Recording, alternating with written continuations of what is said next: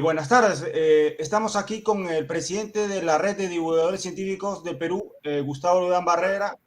Él es experto en física y también experto en teología. Buenas tardes, Gustavo. ¿Cómo estás, José? ¿Qué tal? Es un gusto saludarte y saludar también a tu público a través de tu programa Videogramanet. Estamos aquí listos para poder compartir un poco acerca de todo el conocimiento que tenemos acerca de este tema, esta dinámica, ¿no? Excelente, porque este es un canal en que tratamos de combinar lo que es la parte metafísica, la parte espiritual, con la parte científica, ¿no? Y hoy día hemos decidido tocar el tema de qué tan científicos pueden ser los textos bíblicos, ¿no? ¿Qué Claro. nos podría decir al respecto, no? Bueno, hay que tener en cuenta que la Biblia no es un libro de ciencia, básicamente en el sentido de ciencia humana. Es un libro de ciencia en el sentido de conocimiento. Ciencia es el término por el cual se define al conocimiento en general. Nosotros en el mundo moderno tratamos de alguna forma sintetizar todo el conocimiento moderno, el conocimiento que es validado a través de la experiencia, a través del término ciencia. Y eso está bien. La ciencia como concepto nos señala pues aquello que puede ser validado a través de la experiencia.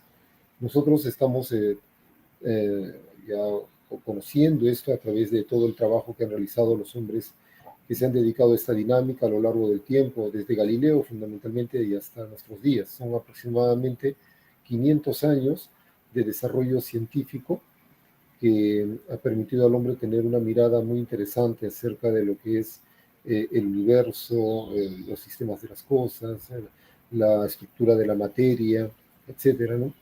Y eso es perfecto y es muy bueno, está bien. El conocimiento científico ha permitido dar un salto interesante al hombre en el ámbito de poder descubrir, y no solamente eso, descubrir la naturaleza, no solamente eso, sino también asignarle un valor y asignarle un valor práctico que es fundamental, ¿no? O sea, ¿para qué me sirve a mí el conocimiento si después esto no me sirve para resolver los problemas del día a día, ¿no? Claro. En base a ello, ese conocimiento aplicado, ¿no? Ese conocimiento científico aplicado se ha convertido en tecnología. Con eso se pudo inventar el teléfono, el telégrafo, el televisor, ¿no? Las señales de radio, etc. Y en el tiempo, la innovación es la aplicación de los procesos de mejoramiento a la tecnología, han permitido obtener pues, lo que hoy día tenemos, ¿no? El celular, ¿no? El internet, las naves espaciales, etcétera, ¿no? Todo lo que hay el día de hoy. Entonces vemos que hay una conexión muy fuerte, muy profunda entre lo que significa la ciencia, la tecnología y la innovación. El uno va conllevando al otro. Esto, ¿cómo se condice con la escritura? La escritura, vuelvo a señalar, no es un libro de ciencia en este sentido de la terminología moderna del hombre, ¿no? De nuestra sociedad moderna. La Biblia es un libro de ciencia en el sentido de conocimiento, eso hay que tenerlo claro. Se entiende a la Biblia como un texto a través del cual Dios nos habla, y Dios nos habla a través de este texto dándonos a nosotros un mensaje. Este mensaje es muy específico, ¿no? No pretende ser pues un compendio de todo el conocimiento humano, valga la terminología, sino que es muy específico respecto de un objetivo que éste tiene. Entonces, si Dios hubiera querido darnos a nosotros pues todo el conocimiento, es decir, toda la ciencia, ese conocimiento es toda la ciencia, entonces no nos habría dado la Biblia, nos habría dado Wikipedia, nos habría dado no sé, pues el Google, ¿no? Una cosa así, nos habría dado todo, ¿no? La enciclopedia británica, ¿no? O sea, infinidad de tomos, porque el conocimiento universal es pues, muy grande, ¿no? Para no decir infinito. Entonces, no, eso no es el objetivo de la Biblia. La Biblia nos da a nosotros un conocimiento muy puntual. ¿Cuál es? Dios a través de él nos revela que él lo ha creado todo, primero. Segundo, él nos ha creado a nosotros. Y tercero, Él nos ha creado con un fin específico, alcanzar, tal cual está en la escritura que lo estoy señalando, alcanzar la vida eterna. Eso es todo. Muy bien. Todo lo demás es intrascendente, vale decir, bajo ese criterio, si yo quiero conocer, por ejemplo, la estructura del universo, la estructura de la materia, de qué están hechas las estrellas, cómo funciona la energía, cómo funciona un átomo, todo ese conocimiento, ¿no? El origen de la vida, el origen del universo, todo ese conocimiento acumulado, a mí no me sirve para alcanzar el objetivo de este libro. O sea, no me sirve a mí todo ese conocimiento para alcanzar el objetivo de ese libro. ¿Cuál es? Alcanzar la vida eterna. No me sirve.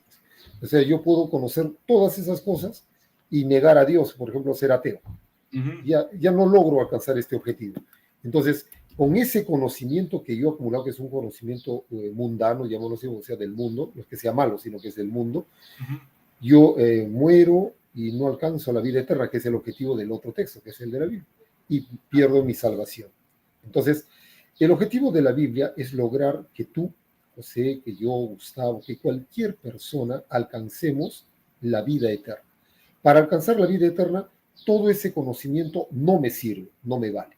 Lo que me sirve a mí para alcanzar la vida eterna es conocer cuál es el mensaje que está en este libro. Entonces, los dos elementos son extraordinariamente complementarios y no sinérgicos, llamémoslo así. Porque no es malo efectivamente conocer estas cosas maravillosas que competen al conocimiento científico moderno, no es malo, pero tampoco no debemos excluir por ello el conocer qué es lo que quiere Dios para cada uno de nosotros. Entonces, es maravilloso poder conocer acerca del universo, las galaxias, las estrellas, los átomos, la vida, el material genético, los dinosaurios, la tecnología, los cohetes, todos estos conocimientos son maravillosos, pero si los complemento en el conocimiento de lo que Dios quiere para mi vida y obro según ello. Es decir, hago el bien, amo a Dios sobre todas las cosas y amo a mi hermano como a mí mismo, que es el mensaje básicamente de Cristo, ¿no? Entonces, si yo enlazo estos dos elementos, puedo ser un extraordinario científico, un extraordinario, digamos, expositor en un tema puntual tal vez de la ciencia o de la tecnología, un gran profesional en alguna de estas áreas, pero también me comporto conforme a lo que Dios espera de mí, es decir, una persona que pueda yo hacer el bien a mi semejante, predicar la palabra cuando tenga que hacerlo, ser un modelo, por ejemplo, para mis hijos, para mi familia, para la sociedad en este aspecto, y caminar con bien, ¿no? Hacer el bien, como dice, hacer el bien sin mirar a quién, ¿no? Entonces, si nosotros trabajamos y obramos de esa manera en nuestras vidas, evidentemente habremos caminado bien en esta vida y tendremos la oportunidad de poder tener acceso a este privilegio que Dios otorga a quienes Él considera, como dice la Escritura, a quienes Él considera sus hijos. En ese sentido, todos nosotros somos creación de Dios, todos, sin excepción, pero no todos son llamados a ser hijos de Dios. Hijos de Dios son aquellos que cumplen lo que está en este libro. Todos nosotros nos comportamos muchas veces solamente como creación de Dios y pretendemos, aquí tengo muchos libros aquí atrás, podemos conocer mucho de eso, pero no alcanzamos esa categoría de ser considerados hijos de Dios. Entonces, esa es un poco la idea con la cual podríamos iniciar este diálogo, ¿no? Claro, claro, para ir al principio, ¿es cierto que el Génesis relata de manera alegórica lo que es el Big Bang? El Génesis en la Biblia relata... Claro. Bueno, Dios, para empezar, no miente. No puede mentir. Lo que sí es, Dios nos entrega a nosotros un mensaje que se complementa sobre sí mismo. Y ya te decía al inicio de este diálogo, de que en la Biblia no está todo el conocimiento. En la Biblia no se encuentra toda la información, digamos, en cuanto a lo que significa el conocimiento humano. En la Biblia nos dice exactamente lo que Dios nos quiere mostrar. Todo lo demás se torna en una información vana para el objetivo de la Biblia, que es la salvación del alma, ¿no? Entonces, en lo que compete al Génesis, por ejemplo, hay unos textos muy interesantes. Yo te invito a ti y a tus oyentes a que podamos nosotros coger. Yo tengo en este caso una Biblia, una Biblia Reina Valera, podemos trabajar con todas las Biblias son exactamente iguales. El texto bíblico dice, en el versículo 1, nos dice, en el principio creó Dios los cielos y la tierra. Ese es el versículo 1. Y el versículo 2 dice, y la tierra estaba desordenada y vacía, y las tinieblas estaban sobre la faz del abismo, y el Espíritu de Dios se movía sobre la faz de las aguas. Estamos hablando del versículo 1 y 2. El texto es interesante porque de entrada no nos dice que estos eventos hayan ocurrido el primer día de la creación. Mira, esto es interesante. El primer día de la creación, según el texto bíblico, recién se inicia en el versículo 3.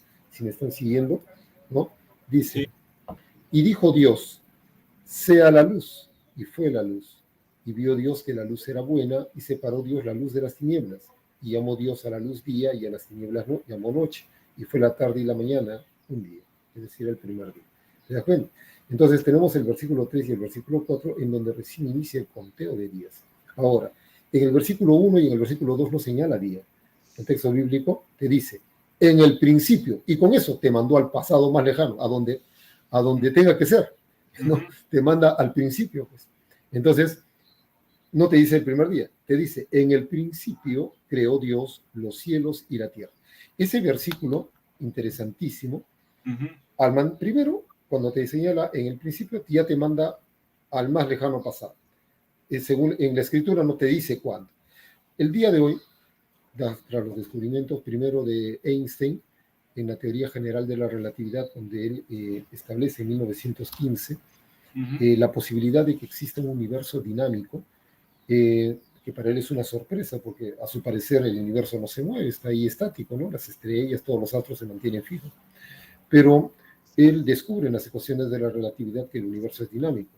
Y esto es validado por el sacerdote belga, físico también, Georges Lemaitre, quien determina que efectivamente al resolver las ecuaciones de Einstein se logra verificar que hay una dinamicidad en cuanto al universo. El universo está en movimiento, dice, ¿no? Todavía esto va a quedar un poco en duda hasta 1927, cuando Edwin Hubble logra visualizar con la ayuda del telescopio de Mount Wilson, ¿no? En California, logra visualizar los límites del universo con ese telescopio más grande de su tiempo y logra pasar la luz de las galaxias lejanas que él estaba mirando a través del espectroscopio. Y ahí él ve un corrimiento al rojo en la luz de las galaxias, estas galaxias lejanas. Le aplica el principio de Doppler a este procedimiento y logra pues inferir, ¿no? Increíblemente de que las galaxias lejanas se alejaban de nosotros a las velocidades cercanas a la de la luz. Entonces de ahí a la extrapolación ya no faltaba nada, ¿no? Porque si algo se está alejando de mí, quiere decir que hace 1 millón de años estaba más cerca, y hace 2 millones más cerca, y hace 100 millones de años más cerca, y hace 1000 millones de años más cerca, ¿no? Entonces, sí, eso es evidente, ¿no? Entonces, con eso, extrapolando tanto como se ha podido, se ha logrado determinar que hace 13.800 millones de años, aproximadamente, todo el universo se encontraba junto, en un solo lugar, y explotando a gran velocidad, ¿no es cierto? De ahí al proceso este proceso de extrapolación ha ido hasta el momento inicial, ¿no? Y ese momento inicial de la creación se ha constituido en uno de los eventos más increíbles de la historia, ¿no? Visto de esa manera, porque a nosotros nos permite inferir algo que es realmente increíble y extraordinario, que todo el universo fue creado en un solo instante, en un momento inicial y primigenio, tanto la materia como el espacio, como el tiempo, ¿no? Todo ello se ha tenido que crear en un solo momento, ¿no? Ese momento inicial al cual hoy día la ciencia le llama la creación o el Big Bang, ¿no? Es decir, la gran explosión, que más que una explosión, la ciencia está nosotros no podemos inferir a la creación del universo como una bomba que explota, sino es más bien un proceso de expansión que aparece a partir prácticamente de la nada.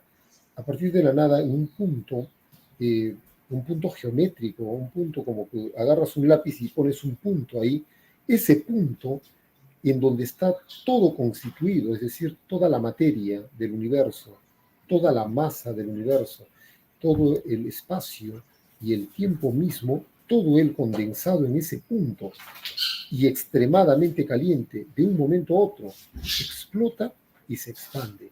¿No es cierto? O sea, mejor dicho, se expande, no explota, ¿no? Se expande y da origen a todo lo que conocemos el día de hoy. El descubrimiento del bosón de Higgs en el año 2014, si no me equivoco, permitió dar el espaldarazo a ello, porque había una pregunta que había quedado un poco en el aire, ¿no? ¿Cómo hizo ese calor tan extremo para poder generar la materia, es decir, la estructura de los protones, básicamente los bariones y de los electrones, es decir, la estructura de los átomos, de los dos elementos, ¿no? Esas partículas que luego formarían los átomos. Y Peter Higgs en 1964 plantea la posibilidad de que exista una partícula que sea la que le da esta categoría a la energía, la que le da la categoría de masa, la que le da la categoría de materia. Entonces, haciendo el proceso contrario al de generación de energía a partir de la masa. Eso es el principio de la bomba atómica. En una bomba atómica tú tienes una bomba nuclear, tú tienes una determinada masa, materia, como cualquiera de estas cosas que nosotros tenemos aquí a la mano, masa, y nosotros la convertimos en energía.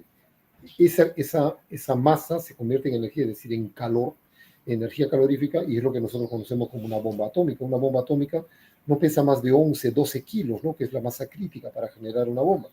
Con 11 kilos de materia, tú tienes una bomba atómica capaz de reventar una ciudad, ¿no? Eso es porque esa es la cantidad de energía que se puede generar a partir de esa masa. La tesis de la creación es cómo hacer que la energía, o sea, el calor, se vuelva a convertir en masa. Esa era la pregunta, ¿no? ¿Cómo hizo la energía, el calor que había en el momento de la creación del universo para convertirse en masa? Entonces, claro, en la bomba atómica funciona al revés. ¿Cómo hace la masa para convertirse en energía? ¿No es cierto? Ahora, en el proceso contrario, ¿cómo hizo el calor del momento de la creación del universo, que estaba todo muy caliente y muy denso? ¿Cómo hizo ese calor para convertirse en masa? Peter Higgs postuló que había una partícula, un bosón, que tenía la particularidad de darle masa a la energía. Y se pensó que era solamente una idea, una tesis un poco tal vez alucinante, hasta que los europeos construyeron el CERN, ¿no? El gran colisionador de hadrones, y en 1914, en julio de 1900, perdón, en julio de 2014, hicieron el experimento y fue una cosa increíble, ¿no? Por primera vez los científicos lograron detectar en el interior de todas las partículas materiales, lograron detectar al bosón de Higgs.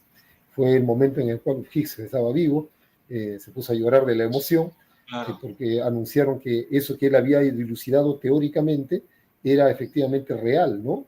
Había una partícula que en el momento de la creación del universo le había dado la categoría de masa a la energía.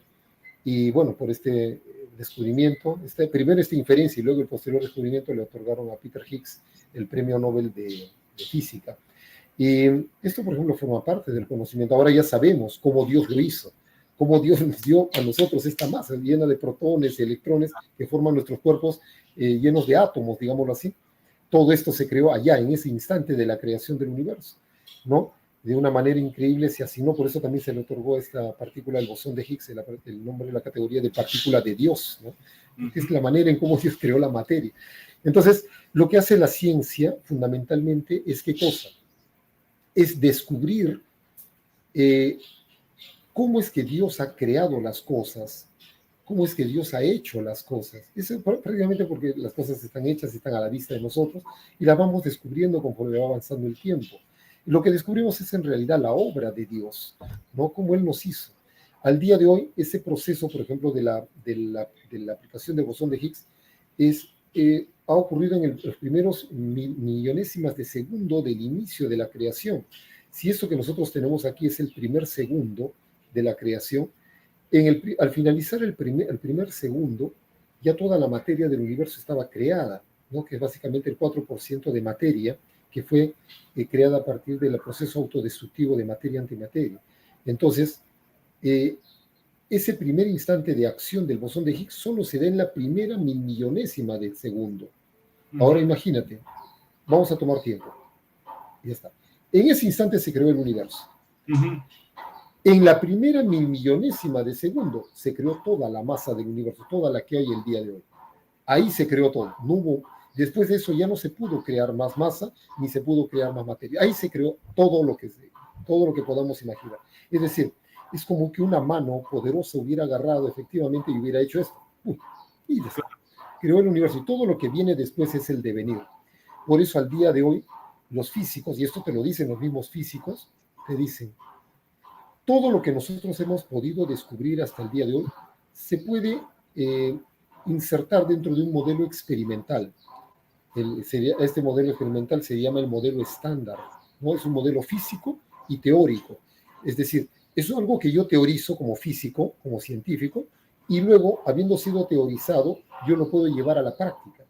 ¿No es cierto? Es decir, puedo teorizar y luego lo puedo llevar a la parte experimental. Es lo que han hecho en el CERN. Se había llegado hasta el primer segundo de la creación. Con el descubrimiento del bosón de Higgs, se ha logrado llegar hasta la primera milmillonésima de segundo de la creación. Ya sabemos lo que pasó ahí. Así es. Pero, y eso lo dicen los físicos el día de hoy, hasta ahí hemos llegado. Pero donde no hemos llegado es al momento cero de la creación. Es decir, ¿qué cosa, quién o qué dio origen a todo ese proceso que vino para más adelante? Claro. Si ustedes, dicen los físicos, si ustedes quieren elucubrar alguna presencia que está más allá de la física, es decir, entramos ya al campo metafísico, tienen ustedes todo el permiso para hacerlo, porque hasta ahí nosotros no hemos llegado. Esto te lo dicen los mismísimos físicos teóricos, porque no han logrado llegar al momento cero. Ya se logró llegar a la primera milmillonésima, pero de ahí para adelante es todo lo que nosotros conocemos hasta el momento, ¿no? Pero más allá de eso, al momento cero, el momento preciso, al momento en que alguien tomó la decisión de crearlo, todavía no se ha logrado llegar a ese instante. ¿Por qué lo creó? ¿En qué momento? ¿Qué fue aquello que dio la decisión para que se pudiera crear ese universo, ¿no? Entonces, cuando hablamos del libro del Génesis, la Escritura nos dice, en el principio creó Dios los cielos. Y a continuación dice, y la tierra. ¿Te das cuenta? Muy bien, entonces, ese está en el primer versículo. Entonces, si vamos en el principio creó Dios los cielos, nos estamos trasladando al momento preciso de la creación, descubierta más o menos, explicada por la ciencia humana actual, 13.800 millones de años atrás. Muy bien, y la siguiente línea, la segunda parte de este primer versículo dice, ¿y la Tierra? ¿Y la Tierra cuándo se creó? La Tierra se crea aproximadamente en la tercera generación de estrellas después de la creación del universo. La Tierra tiene aproximadamente 9.500 millones de años, ¿no? Perdón, 4.500 millones de años. Entonces, con 4.500 millones de años, diferenciado de los 13.800 millones, hay una diferencia de tiempo. Entonces, cuando nosotros decimos, en el principio creó Dios los cielos, estamos hablando de hace 13.800 millones de años. Y la Tierra, estamos hablando de hace 4.500 millones de años. Es decir, hay una diferencia de poco más de 9.000 millones de años entre el nacimiento del universo y la creación de la Tierra. Ese lapso de tiempo enorme que ha permitido al universo seguir creando galaxias, estrellas, planetas, todo tipo de astros, y ha permitido un devenir, ¿no?, de la historia del universo en un lapso de 9.000 millones de años, un lapso muy grande, es el doble de tiempo que tiene nuestro planeta de vida y el sistema solar en general. Nos permite a nosotros señalar de que ese es un periodo que para el proceso del pensamiento, estamos tratando de ponernos en la mentalidad del autor bíblico. El autor bíblico es Dios, ¿no es cierto? Estamos diciendo que Dios.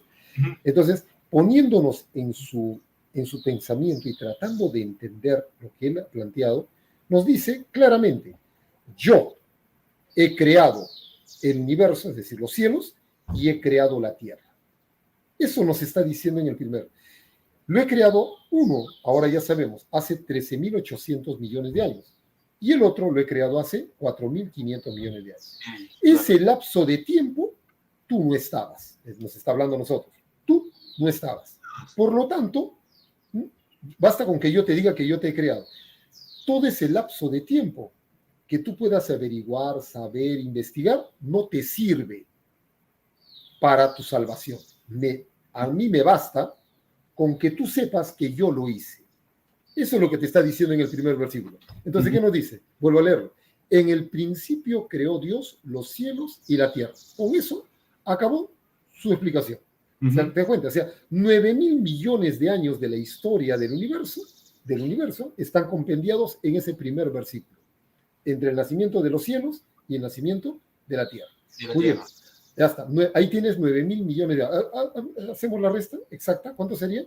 13.800 millones de años a 4.500 millones de años. Estamos hablando de 9.300, si no me equivoco. ¿Está bien?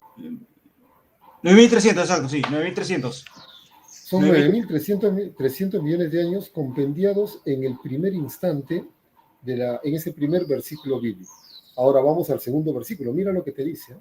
Tú sabes, nosotros sabemos ya por la geología y la paleontología moderna, de que los más lejanos seres vivos, seres vivientes que se han podido encontrar están en Australia, los estromatolitos. Y al periodo, hay un larguísimo periodo en el cual en la Tierra no había vida, evidentemente, se estaba enfriando desde el proceso de creación hace 4.500 millones de años, pero con todo fue un proceso bastante largo. ¿Eh? ¿Qué te dice? Te dice que a todo ese periodo se le llama la era azoica. ¿Cuál es la era azoica? La era en la cual no hay vida, es azoica, por eso se llama azoica, es sin y zoica vida, ¿no? Sin vida, que duró aproximadamente 4.000 millones de años. Y la era primaria, cuando aparecen los primeros microorganismos, se inicia hace 500 millones de años. Es decir, durante 4.000 millones de años no hay vida en la Tierra. Si tomamos en cuenta los estromatolitos como seres vivos, ¿no? Como seres vivos, cuyos fósiles, como te digo, están en Australia, tal vez se pueda ampliar un poco más, ¿no es cierto? Hasta hace aproximadamente 1.500, tal vez hasta 2.000 millones de años, ¿de acuerdo? Pero si tomamos así como está, como te lo señala la geología moderna, sería hace 500 millones de años se inicia la vida. Quiere decir, la era primaria. De ahí, hace 500 millones de años, de ahí corre todo el periodo de la era primaria, la era secundaria, que es la era primaria, el periodo de los peces, la era secundaria, el periodo de los reptiles, ¿no es cierto? Estos peces que van saliendo, la era terciaria, que corresponde al periodo de los mamíferos, y nosotros ya nos encontramos en la era cuaternaria ahorita, ¿no? Entonces, la era secundaria termina en el fin del límite, ¿no? El famoso límite cretácico, ¿no? Con la caída del famoso meteorito que mata a los dinosaurios. Ahí acaba la era secundaria. La era secundaria termina y la era primaria termina hace unos 300 millones de años con otra destrucción similar, ¿no? Entonces, ese límite entre la era primaria y secundaria. Entonces, eso ocurriría aproximadamente hace 500 millones de años, en los inicios de la vida, llamémoslo así. Pongamos ese límite. Entonces, nos estaríamos hablando de un periodo de 4.000 millones de años en los cuales tampoco hay vida en la Tierra. Ya está la Tierra, pero no hay vida. Se están formando los continentes, se están formando las estructuras geológicas, se está enfriando la Tierra, ¿no? Entonces, son 4.000 millones de años. Lo que tenemos es lo siguiente, ¿no? Retomo, el primer versículo nos dice, en el principio creó Dios los cielos, vamos a 13.800 millones de años, y la tierra hace 4.500 millones de años. Y ahora mira lo que dice en el versículo 2, y la tierra estaba desordenada y vacía, y las tinieblas estaban sobre la faz del abismo, y el Espíritu de Dios se movía sobre la faz de las aguas. Espectacular. Te está hablando del periodo en el cual no hay nada vivo acá. Entonces, en el versículo 2, de golpe ya te está cerrando un periodo adicional, que son de aproximadamente unos 4.000 millones de años. ¿Es cierto? Con lo cual, ya tienes cubierto todo ese enorme periodo de tiempo puesto en términos bíblicos. Es decir, yo he creado el universo, yo he creado la tierra, y yo le di forma a esta tierra. ¿No es cierto? Yo le di la forma y la hice apta para albergar lo que viene a continuación. Ahí acaba, en esos dos versículos acaba todo el proceso de la creación. Mira, va desde la creación de la tierra hasta el momento mismo de la aparición de la vida. ¿Estamos? Eso es lo que te va a señalar ahí. Entonces, ¿ahí cuántos años ya estaría corriendo en total? Estaría corriendo 13.300 millones de años. Entre el versículo 1 y el versículo 2, ya tienes 13.300 millones de años. Entonces, lo que viene, 13.300, lo que viene de ahí para adelante son 500 millones de años, pues, hasta el día de hoy. Son Ajá. 500 millones de años, aproximadamente, ¿no? Claro, Entonces, claro. estamos hablando ya en términos geológicos, en términos paleontológicos. Y de ahí ya viene lo que viene a continuación. Y el primer día, el segundo día, el tercer día, etcétera, ¿no? Van complementando ya toda la información. Entonces, el conocimiento bíblico, de esta manera, pues enlaza con lo que nosotros tenemos, como te habrás podido dar cuenta, perfectamente calza con lo que la ciencia ha descubierto al día de hoy. La Biblia no te da fechas, evidentemente, no te da años, te manda al lejano pasado, pero te lo manda en el sentido de que no te está, no te deja de indicar de que hay alguien que está por encima de todo, que es el que lo ha creado. La información subyacente a esa, que si tú quieres averiguar cómo lo hizo, en qué momento lo hizo, quiénes vivieron ahí antes, todo eso resulta vano para el objetivo del libro, que es tu salvación. Pero ya te dejó claro, ahí ya te hizo correr 13.300 millones de años de un solo tirón, diciéndote qué fue lo que ocurrió en todo ese momento.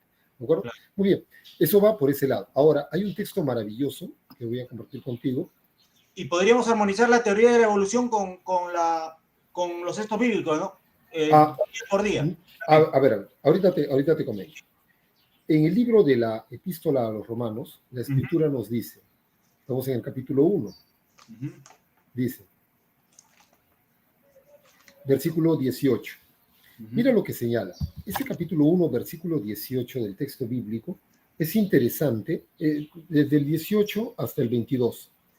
Nos da cuenta de cómo anuncia lo que se viene a nuestros días. ¿Qué cosa es? Que el hombre, en su afán por conocer, con el conocimiento pretende negar la obra del Creador, ¿no es cierto? Entonces, es como que yo haga esto, ¿no? Es como que yo construya, estemos frente a un edificio y no sabiendo quién construyó el edificio, yo pretenda decir que se hizo solo, lo cual resulta pues ilógico, ¿no? O este objeto, mira lo que tengo en la mano. Yo tengo en la mano esta botella. Esa botella es bastante simple, pero ni aún, ¿no? Moviendo yo al azar durante millones de años un poco del material de que forma parte de esta botella, qué cosa será, pues carbono, tendrá tal vez un poco de silicato, tal vez, ¿no? Tal vez un poco de oxígeno, hidrógeno, nitrógeno. Yo moviendo esa materia en un recipiente durante toda la eternidad, jamás me va a salir de ahí esta botella. Por lo tanto, yo mirándola, sin saber quién la hizo, yo deduzco inmediatamente y digo, ¿sabes qué? Esta botella, así con lo simple que es, la tuvo que haber hecho alguien. ¿Estamos? Muy bien. Entonces yo tengo que deducir eso porque es lo lógico. Es lo lógico. Lo estoy viendo acá y definitivamente esta cosa que está aquí, este objeto, no se puede hacer solo. No. Muy bien. Definitivamente no se puede hacer solo. Con todo lo simple que es, con todo lo simple no se puede haber hecho solo. Muy bien. Entonces, sin embargo, si tú me preguntas a mí, no es posible, porque entonces tú me tendrías que decir quién lo hizo. Yo evidentemente no puedo decirte quién lo hizo, no conozco a la persona con nombre y apellido que la hizo. No puedo. A no ser que esa persona venga y me entregue, ¿no? Una información y me diga, mira, aquí yo te voy a decir quién lo hizo. Yo te lo hice. Yo hice esta botella. Y efectivamente yo agarré y mira, oye, efectivamente, ¿no? Aquí dice que una persona que se llama Juan Pérez hizo eso. ¿Y cómo lo hizo? Lo hizo, pues, se fue estuvo en una fábrica tal vez y utilizó determinados procedimientos, ¿no? Utilizó un molde y apretó una máquina, un botón, y entonces vació el líquido caliente de en un molde y salió pues la botella, ¿no? Ya lo tenemos por decirte de alguna manera. O sea, me indicó su procedimiento, o sea, me ha entregado un texto donde me señala que él es el que es. Mientras yo no tenga esto, yo voy a elucubrar en el aire, lo estoy viendo y voy a empezar a decir, bueno, pues no sé quién lo hizo, no se me ha revelado. Yo voy a tener que pensar, ¿cómo lo habrá hecho? Pues tal vez lo ha hecho, no sé, tal vez agarró una masa, tal vez lo hizo con la mano, otra persona me dirá, no, yo creo que esto agarró un molde, otra persona dirá, no, tal vez lo hizo con una maderita, otro dirá, tal vez lo hizo pisándolo. O sea, cada uno de ellos me va a empezar a teorizar acerca de cómo lo pudo haber hecho, ¿no? Alguno dirá, tal vez era un hombre, otro me dirá, tal vez era una mujer, tal vez otro dirá, no, es tan simple que tal vez lo hizo un niño. O sea, nadie sabe en realidad, cada uno va a empezar a teorizar. Así vamos a estar teorizando hasta que en algún momento el autor venga y me diga, mira, aquí está, cómo lo hice y de qué manera lo hice. Algunos van a agarrar y decir, no, te está engañando, yo creo que es como yo pienso. El otro me va a seguir diciendo, no, como yo pienso. Y habrá personas tal vez como yo que ya agarre y diga, no, acá ya me dijo cómo es y ya pues me quedo con esta información. Eso es exactamente lo mismo que ha pasado con esto. Claro. Se ha creado todo, el hombre ha llegado, hemos visto desde la lejana época de las cavernas, hemos visto el sol, la luna, las estrellas, la tierra, el rayo, el trueno, y hemos empezado a teorizar. Y por ahí apareció alguien y le puso el nombre, no sé, pues Huiracocha, el otro le puso Zeus, el otro le puso Brahma, el otro le puso, o sea, le empezamos a poner nombres y le empezamos a idearnos posibles formas en cómo lo hizo, ¿no es cierto? Por allá uno imaginó que tal vez, no sé, pues lo hizo de esta manera, el otro lo hizo de otra manera, el otro plantó un grano de maíz, como los aztecas, que plantó un grano de maíz no sé dónde, los griegos lo imaginaban una mujer, ¿no? Que era la que había creado todo para poder regir, se llamaba Eurínome, ¿no? Y una serpiente que se llamaba Ofión. Entonces, cada pueblo ha empezado a teorizar, ¿no es cierto? Lo están viendo la creación, pero cada uno ha teorizado. Ha teorizado. Hasta que Dios ha decidido revelarse. Ha escogido de entre todos los pueblos y grandes imperios del mundo a un pueblo de esclavos. Te estoy hablando ya a la luz del pensamiento revelado y de lo que ya nosotros podemos asumir como verdadero. Ha agarrado a un pueblo de esclavos, ¿no? Un pueblo de hebreos esclavos dentro de un territorio muy grande y muy poderoso como es Egipto, y ha decidido revelarse a través de ellos. Y les ha entregado una información. Acá está. Y les ha dicho, yo me revelo. Todos ustedes pensaron de que se había hecho de tal o cual manera. No, yo soy. Yo lo he hecho y lo he hecho de esta manera. ¿Y para qué lo hice? Lo hice para esto y este objetivo. Entonces se ha revelado y ha entregado la información. Ahora, al hombre en general le va a corresponder tomar una decisión. Está en su libre albedrío. ¿Sigo yo creyendo en Zeus, en Júpiter, o en, qué sé yo, en Huiracocha, o en Brahma, o en Vishnu, o en alguna de estos, ¿no? O en Alá. O sea, puedo yo pensar en cualquier cosa, o decido tomar lo que está acá y decido que de esta información puede ser plausiblemente verdadera. Eso ya es una decisión que tenemos que tomar cada uno. Entonces, cada persona va a ir. Habrá quien siga pensando que se hizo solo, pues, como la botella, esta botella se hizo solo. Habrá quien siga pensando, no, esto se hizo solo. No hay nada que hacer, no lo hizo nadie, ¿no? Esto se hizo solito, apareció en medio de la nada y se hizo un universo. Del medio del caos, es como que yo agarre una bomba, una granada, lo haga explotar y piense que de ahí va a salir, no sé, pues una computadora claro, perfectamente funcional. ¿Ya? Eso es lo que cree el ateo o el agnóstico, ¿no? Que hubo una gran explosión y de ahí apareció un universo con sus estrellas, sus planetas, su galaxia, y apareció la vida, todo se ordenó. Eso es lo que piensa un ateo, o sea, un sin Dios, ¿no? Ya, ese es lo que él está pensando. ¿Ya? Para nosotros, yo no creo que esta botella se haya hecho sola. Alguien la tuvo que haber hecho. Me ha sido revelado que ha sido hecho por alguien, ¿no? En un texto me han hecho llegar esta información. Yo la leo y llego a la conclusión de que efectivamente es plausible de que esa información se condice con lo que está acá. Perfecto, entonces yo pienso que eso puede ser así y lo asumo como válido. Efectivamente hay una condicionante que te lo dice el mismo libro. ¿Cuál es? Te dice, sin fe es imposible agradar a Dios. Es decir, hay algo ahí que está, que es la fe. Efectivamente tú podrías creer que no lo hizo nadie o que lo hizo alguna otra entidad superior, lo creó todo. Nosotros por la fe, por el mismo libro te lo dice, sin fe es imposible agradar a Dios. Yo por la fe asumo que lo que está acá es válido. Entonces, por la fe asumo de que el que lo hizo tal cual lo indica acá, con el nombre que él tiene. No se llama Juan Pérez, se llama Yahvé, Sabaoth, o Jehová de los ejércitos, ¿no? Como querramos llamar. El Dios creador de todo cuanto hay en el universo. Entonces, mira lo que dice este texto. Te iba a comentar el texto de Romanos. Dice, porque la ira de Dios, 1.18 de Romanos, si tienes ahí tu Biblia, tal vez estás contrastándola, dice, porque la ira de Dios se revela desde el cielo contra toda impiedad e injusticia de los hombres que detienen con injusticia la verdad. Porque lo que de Dios se conoce les es manifiesto, pues Dios se lo manifestó. Mira de qué manera, mira lo que dice, porque las cosas invisibles de Él, su eterno poder y su deidad, ¿qué dice? Se hacen claramente visibles desde la creación del mundo, siendo entendidas por medio de las cosas hechas, de modo que no tienen excusa. Pues habiendo conocido a Dios, no le glorificaron como a Dios, ni le dieron gracias, sino que se envanecieron en sus razonamientos, y su necio corazón fue entenebrecido. Profesando ser sabios, se hicieron necios. Impresionante, ¿no es cierto? Es decir, lo que te está diciendo es de que todo el poder y la deidad de Dios, efectivamente no la podemos ver porque son invisibles a nuestros ojos humanos, pero se hacen claramente visibles desde la creación del mundo, siendo manifiestas a través de ¿qué? A través de las cosas hechas. Todo lo que hay en el universo, tú lo estás viendo con tus propios ojos, no lo puedes negar. Y si lo haces, estás cayendo en lo que dice el versículo 18. Eso es maldad.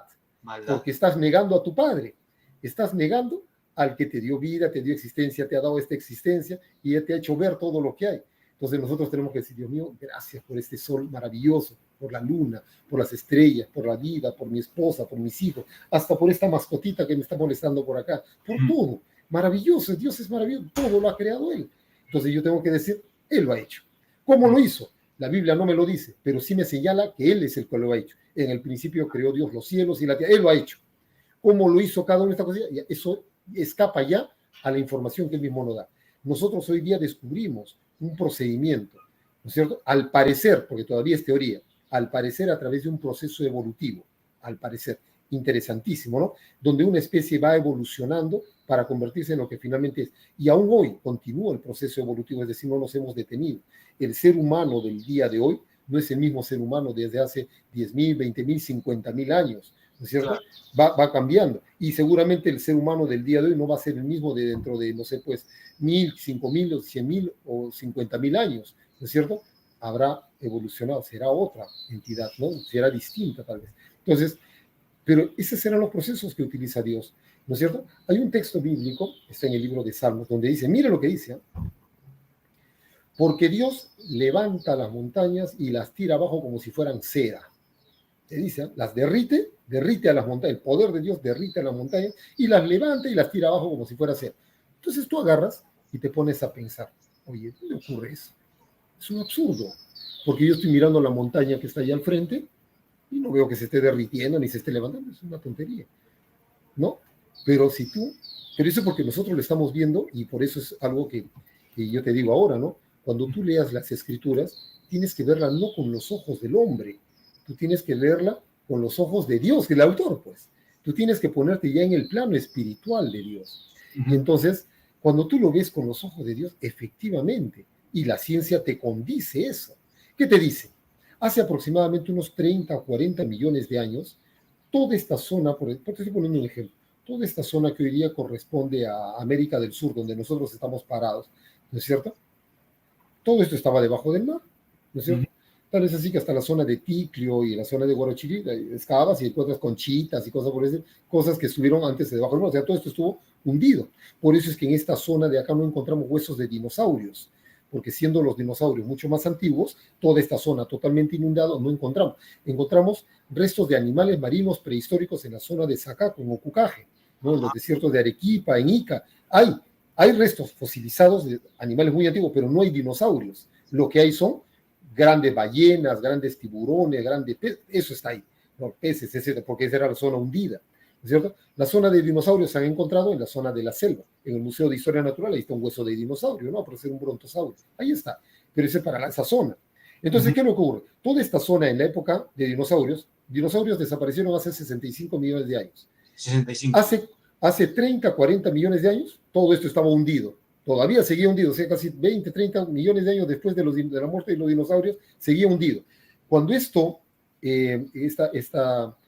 parte del continente americano deriva hacia el oeste y termina chocando con la placa de Nazca, que es el megacontinente que está debajo del mar, lo choca. ¿Qué es lo que ocurre con esta parte de América? Se pliega, se arruga, por eso toda la parte occidental está arrugada, ¿no es cierto? Mientras la parte oriental no.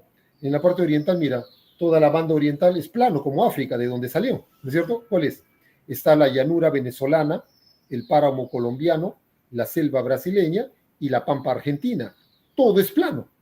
En cambio, esa es la parte atlántica. En cambio, la parte del Pacífico, que va desde el norte hasta Chile, todo está arrugado, plegado, ¿no? Porque se ha plegado por acción del choque con la megaplaca de Nazca. está ahí debajo. ¿Qué ha pasado? La placa de Nazca ha venido, como está debajo, y el continente americano ha estado derivando, han terminado chocando los dos, y esta que está aquí debajo lo ha terminado levantando, y se ha plegado, se ha arrugado, se ha subsumido por una parte el continente, la placa de Nazca, y lo ha levantado a nuestro continente. Entonces hemos terminado nosotros donde estamos, porque eso debió haber estado debajo del agua.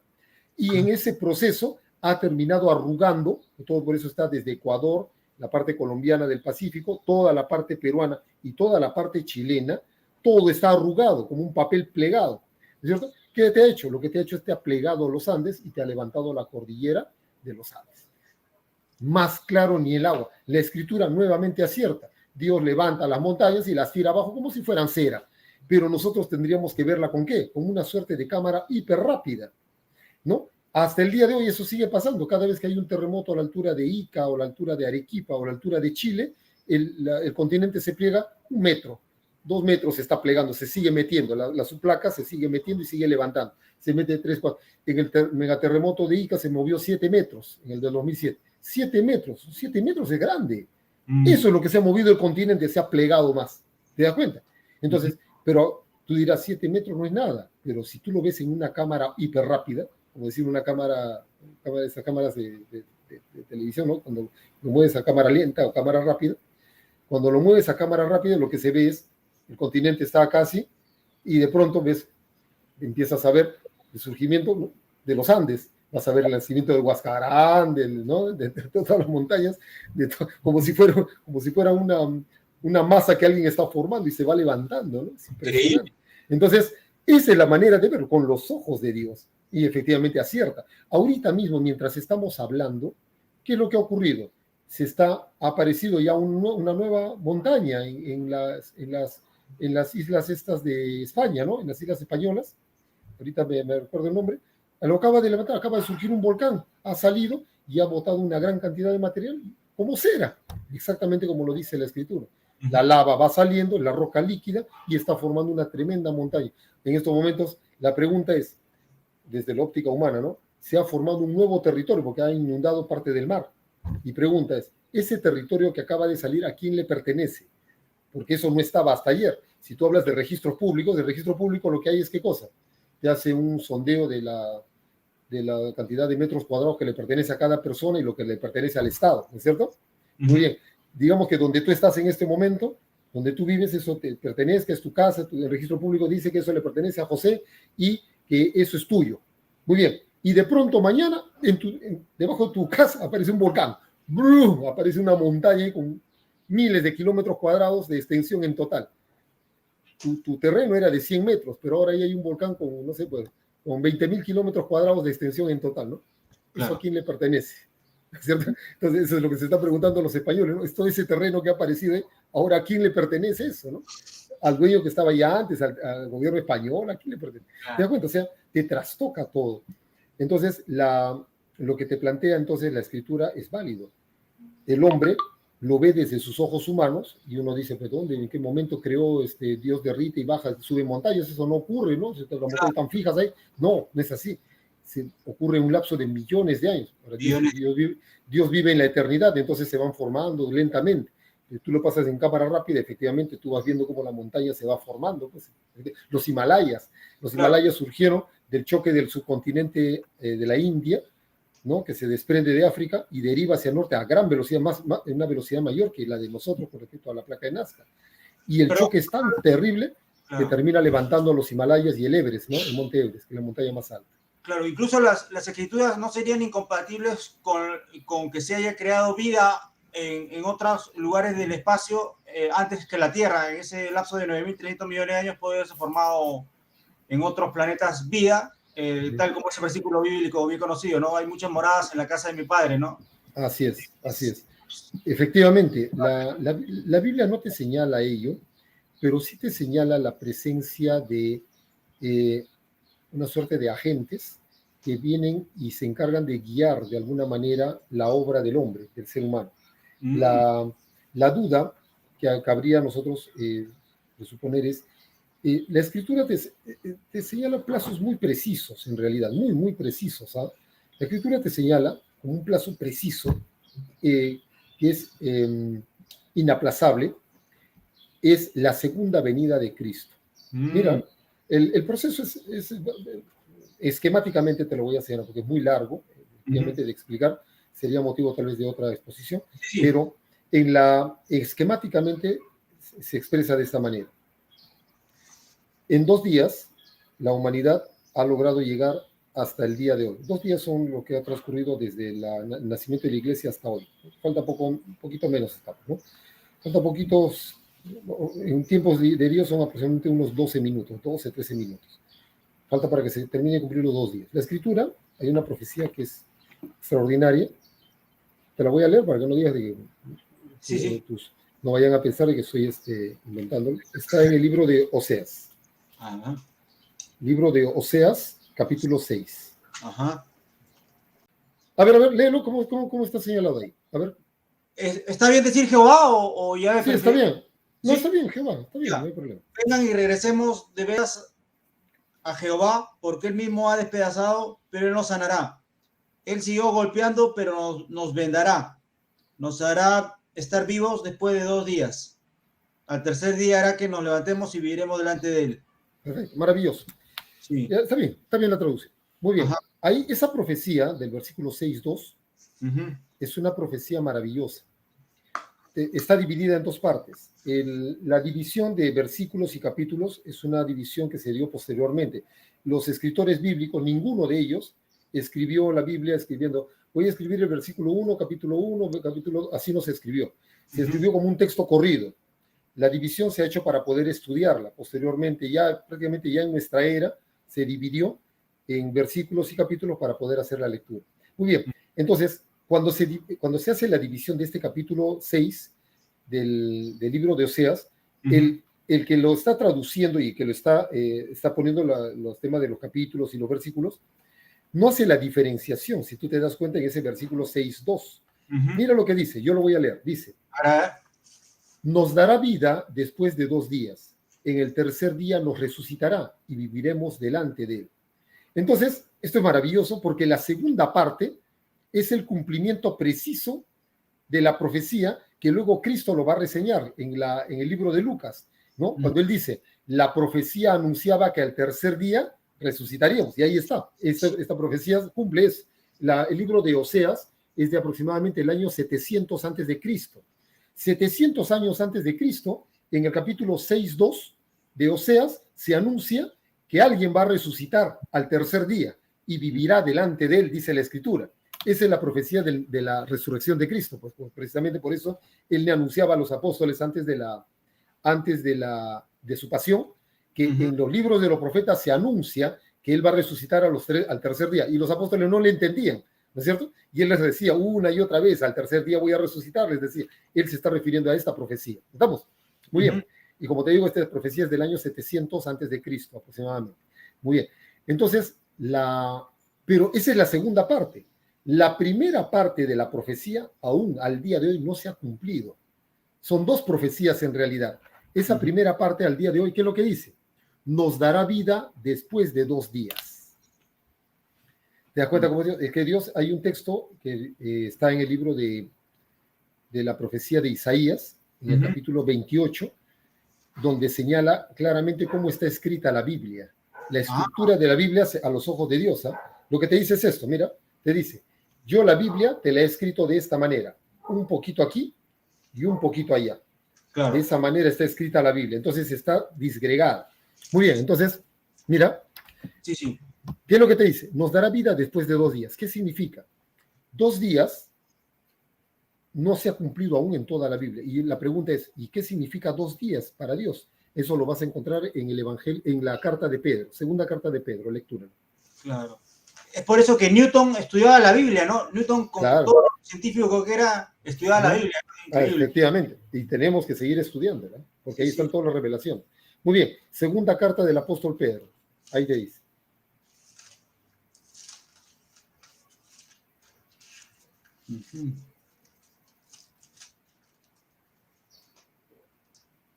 Primer capítulo. Ya. Segunda de Pedro, capítulo 3. Capítulo 3, ¿no? Versículo 8 y 9. 8, 9 y 10. A ver, léelo. Yo lo voy a leer después, ¿ya? Sin embargo, no vayan a dejar que este hecho en particular se les escape. Amados, que un día es para Jehová como 1000 años y 1000 años como un día. Maravilloso. Ajá. Ya vas captando, ¿eh? Mira la profecía de Oseas. Te dice que después de 2 días nos dará vida, es decir, nos va a resucitar. Y ahora, pero dice que para Dios un día es como 1000 años y 1000 años es como un día. ¿Y qué dice a continuación? 9. Jehová no es lento respecto a su promesa, como algunas personas consideran la lentitud, pero es paciente para con ustedes porque no desea que ninguno sea destruido, más bien desea que todos alcancen el arrepentimiento. ¿Sigue? 10. Sin embargo, el día de Jehová vendrá como ladrón y en este los cielos pasarán con un ruido de silbido, pero los elementos estando intensamente calientes serán divididos y la tierra y las obras que hay en ella serán descubiertas. Amén. Increíble, sí, sí. Ya está. Ya te acaba de decir lo que significan 2 días en el tiempo de Dios. ¿Qué significa 2 días? 2 días serían 2000 años, ¿no? 2000 años. O 2 eras, Muy bien. Ya están los 2000 años. ¿eh? Ahora, todo el mundo esperaba que los 2000 años se cumplieran el año 2000. Claro. ¿No es cierto? Sí. Pero eso es porque nosotros nuevamente lo estamos viendo con nuestros ojos humanos. Exacto. Los 2 días son los 2 días de formación de la iglesia. ¿Y la iglesia cuándo surge? Y eso está en el libro de Hechos, si quieres lecturarlo. Aquí está el día del inicio de los 2 días.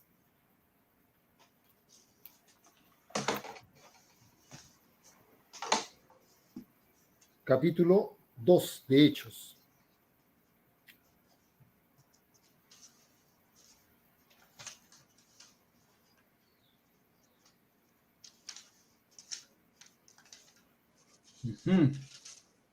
Capítulo 2 de Hechos. Ajá. ¿Qué dice? A ver. Ahora bien, mientras estaba en progreso el día de la fiesta de Pentecostés, todos se hallaban juntos en el mismo lugar. Y de repente ocurrió que desde el cielo un ruido exactamente como el de una brisa impetuosa y fuerte llenó toda la casa en la cual estaban sentados. Y lenguas como de fuego se les hicieron visibles y fueron distribuidas en derredor, y una se sentó sobre cada uno de ellos. Y todos se llenaron de Espíritu Santo y comenzaron a hablar en lenguas diferentes, así como el Espíritu les concedía expresarse. A ver, acabas de lecturar el nacimiento de la iglesia. ¿Estamos? Ese es el proceso, en el momento preciso. ¿Cuándo ocurrió? El día 28 de mayo, domingo 28 de mayo, primer día de la semana, del año 30 de nuestra era. El año 30 de nuestra era se inicia la gestación de la iglesia. Y dice, la escritura te dice que 2 días después se van a cumplir, te va a dar vida al cabo de 2 días. Entonces, Mateo 16, ¿no? Pedro, ¿no? Claro. Entonces, ahora la pregunta es, ¿cuándo se cumplen los 2 días? El 2030, ¿no? Más o menos. Claro. El año 2030, es decir, dentro de 9 años, 8 años, ya 8 años y poco más, unos meses, se cumplen los 2000 años, es decir, los 2 días que te señala la profecía de Oseas. Ya me captaste. ¿Te das cuenta? Entonces, eso se va a hacer. Esto está en el capítulo 1 de Hechos, ahí mismo. ¿Qué dice? 1.6, el momento de la ascensión, que ocurrió el 18 de mayo. De modo, 2.6, ¿no? Sí, 1.6. Hechos 1.6. Sí. Pues bien, cuando se vieron congregados, se pusieron a preguntarle, Señor, ¿está restaurando el reino de Israel en este tiempo? Le dijo, no les pertenece a ustedes adquirir el conocimiento de los tiempos o sazones que el Padre ha colocado en su propia jurisdicción. Pero recibirán poder cuando el Espíritu Santo llegue sobre ustedes y serán testigos de mí, tanto en Jerusalén como en toda Judea y en Samaria y hasta la parte más distante de la tierra. Sigue. Y después que hubo dicho estas cosas, estando ellos mirando, fue elevado y una nube se lo llevó de la vista de ellos. Y estando ellos mirando con fijeza al cielo, mientras él se iba también, mira, 2 varones con prendas de vestir blancas estuvieron de pie al lado de ellos y dijeron, varones de Galilea, porque No, ¿por qué están? Mirando al cielo. ¿Por qué están mirando al cielo? Este Jesús que fue recibido de entre ustedes arriba al cielo, vendrá así de la misma manera como lo han contemplado irse al cielo. Amén. Sí, amén. O sea, sí. el anuncio del retorno. Así como ustedes lo han visto irse al cielo, así va a retornar. O sea, ya no van a ser encarnado, hijo de una mujer. Ahora retorna en gloria. Ese es el retorno. Los 2 días se van a cumplir dentro de 8 años y estamos en un momento increíble de la historia del mundo. Sí. Con esta pandemia, el calentamiento global, las contaminaciones de ríos y mares. Es decir, es como que todo se estuviera juntando alrededor de este momento histórico para nosotros, que es el año 2030. Ya no falta nada, faltan 8 años, 9 años, y está ante nuestros ojos, lo estamos viendo. Estamos viendo el devenir de una serie de acontecimientos que están señalados pues, en la escritura, ¿no? Sería un poquito largo, toda la parte profética es mucho más amplia. Yo te he mostrado 3 nomás, son cerca de 57, 58 textos bíblicos que te señalan este preciso momento, ¿no? El momento del final. Entonces, el retorno, eso te lo decía yo por lo siguiente, por la acotación que tú me hacías respecto de la vida en otros lugares. El retorno de Cristo entre las nubes señala pues un momento importante para la historia del mundo. ¿Qué es lo que señala? Ahora ya te puedo señalar el esquema. Ese es el esquema que te iba a decir antes. Sí. En 3 pasos que son fundamentales. Primero, este mundo, como tú lo ves, como nosotros lo vemos el día de hoy, no va a heredar la vida eterna, porque hay mucha maldad, porque hay mucha, ¿no? Todo lo que hay pues, en el mundo, todo lo que vemos en el mundo. Entonces, el hombre como tal no es merecedor de poder acceder a la vida eterna. Entonces, ¿qué es lo que ocurre? Dios lo que va a hacer, y conforme está en su plan, en el plan que figura acá, señala de que Él va a llevarse a un grupo de escogidos. A ese grupo de escogidos se le llama la iglesia. ¿Qué cosa es la iglesia? La iglesia es el cuerpo de Cristo, donde Cristo es la cabeza. Son 2 días del tiempo de Dios, que le ha tomado a Dios formar a su iglesia. ¿Quién forma a su iglesia? Cada uno de los seres humanos que se ha entregado a Cristo es como una célula de ese cuerpo. A lo largo de los 2 días, Dios ha ido señalando quiénes son, hasta el último instante. En el último instante, aproximadamente, porque la escritura es clarísima cuando te dice, el día y la hora, nadie lo sabe, solo el Padre lo sabe, ¿no es cierto? Ni los ángeles del cielo. Pero Cristo también es claro, ¿eh? Te dice, ¿qué te dice? El día y la hora, pero no te dice el año. Y el año sí nos ha dejado el dato, porque te dice 2 días después, ¿no es cierto? Entonces, si empieza el año 30, se te cumple aproximadamente alrededor del año 2030, son los 2 días, pues no hay más. Entonces, no te señala el año, pero Cristo es muy hábil, te dice el día y la hora, nadie lo sabe. Efectivamente, un año tiene 365 días. Tú podrías decir, incluso si nosotros decimos el día 28 de mayo, podríamos estar esperando el día 28 de mayo y efectivamente tal vez no ocurra nada. Oye, esta es una mentira este libro, ¿no? Y el día 29 puede que ocurra, ¿no? O el día 30, o el día 15 de septiembre, o el 4 de octubre. O sea, tienes 365 días de ese año para que ocurra, conforme a la profecía de Cristo, evidentemente, ¿no? Entonces, lo que tendríamos que hacer es estar preparados ya desde ahora, dado estas circunstancias. Pero lo que te decía era esto. Lo que va a hacer, según la Escritura, Cristo es esto. Va a venir y va a arrebatar a su iglesia. ¿Por qué? Porque lo que va a hacer es un trabajo de profilaxis, es decir, va a limpiar. Va a arrasar a todo, lo va a limpiar y no va a dejar nada sobre la tierra. Eso es lo que te dice la Escritura. Te estoy diciendo lo que dice la Escritura.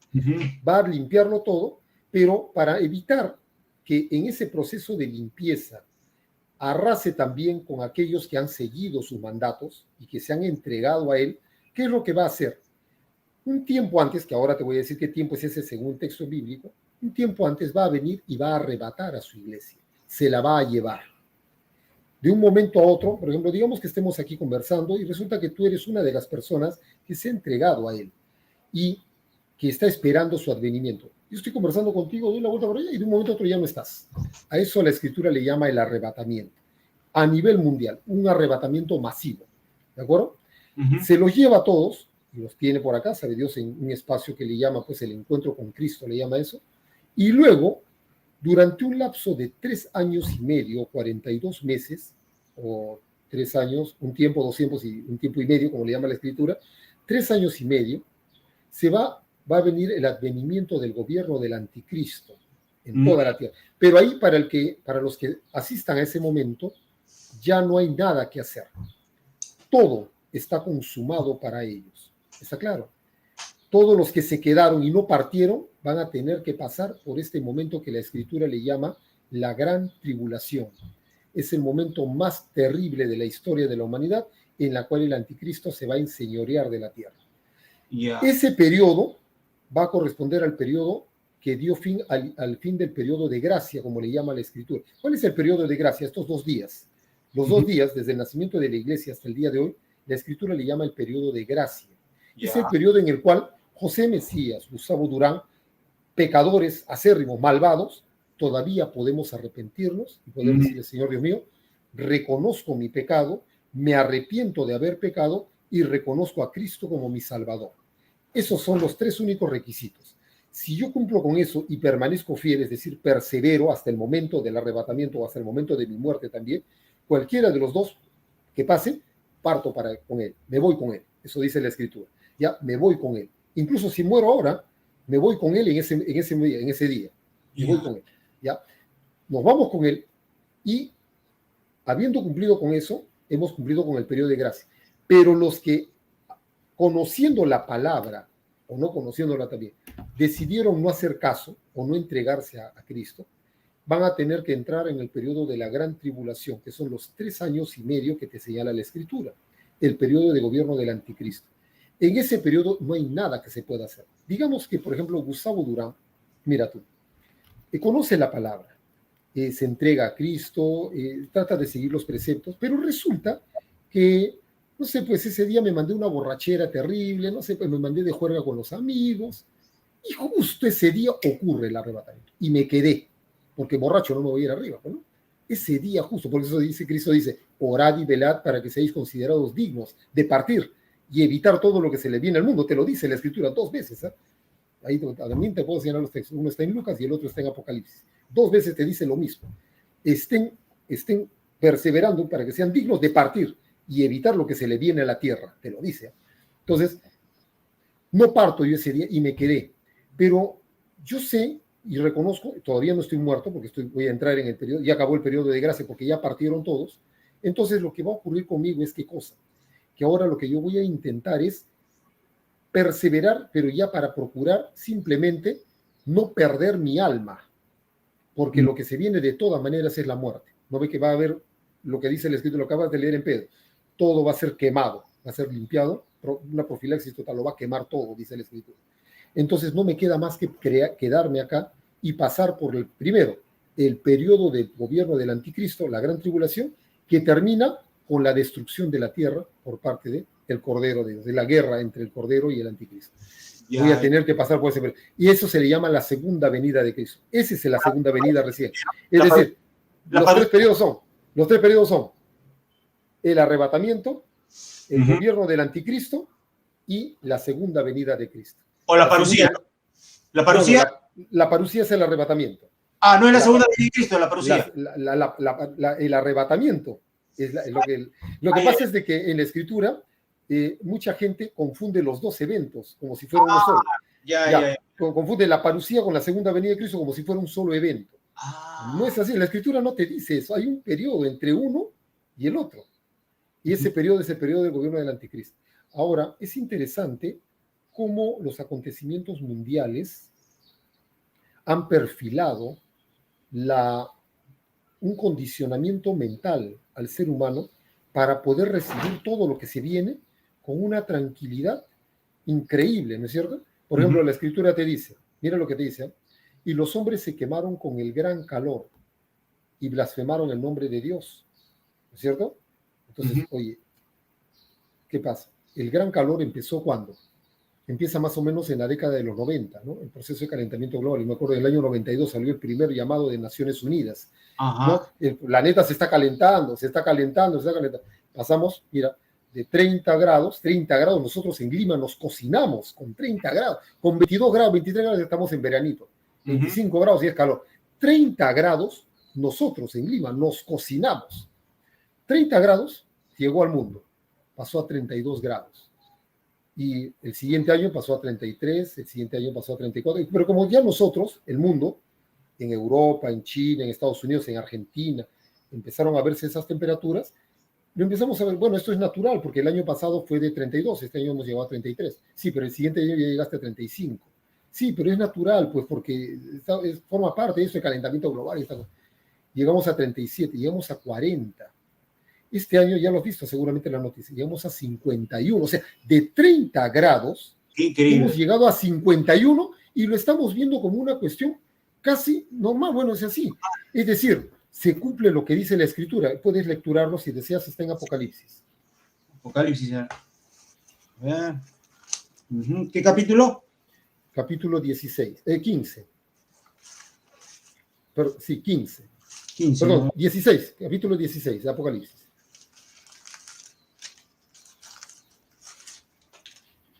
Ya. Ya, dice capítulo 16, versículo 10. Perdón, versículo 8. Ya.